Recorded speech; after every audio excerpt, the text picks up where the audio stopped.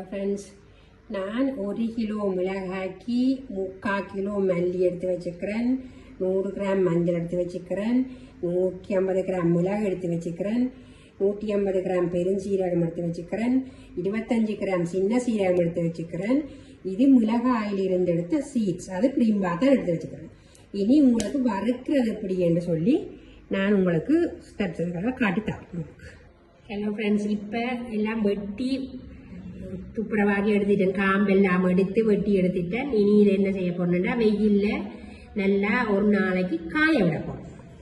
இப்போ காய வச்சு இந்த மிளகாயெல்லாம் ஒடுக்கிட்டேன். என்ன செய்ய போறோம்னா, இதை கொஞ்சம் மேலாக எடுத்து சீட்ஸை பிரிம்பா எடுக்க போறோம். மிளகாய் இந்த சீட்ஸை பிரிம்பா எடுத்துட்டு தனியாக மிளகாயை பிரிம்பா எடுக்க போறோம். ஓகே, இப்போ மிளகாயையும் மல்லியையும் நல்ல சிம்மில் அடுப்பை வச்சு கொஞ்சம் கொஞ்சமாக போட்டு வறுக்க போறோம்.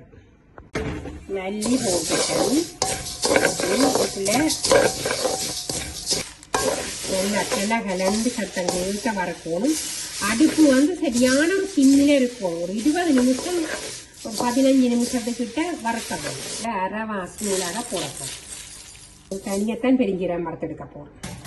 சின்ன சீரகம் தனியாத்தான் வறுக்க போறோம். சின்ன சீரகம் அதிலிருந்து காய வச்சு எடுத்த சீட்ஸ், அதிலிருந்து எடுத்த சீட்ஸ் இது தனியாக போட்டு வறுக்க போறோம். இந்த சீட்ஸ் நல்ல கொஞ்சம் கலர் மாறிக்கொண்டு வர, இது பார்த்தீங்க, இந்த கலர் மாறிக்கொண்டு வரதான் இறக்கணும். மிளகாய் வறுத்து முடிந்து விட்டது தனித்தனியெல்லாம்.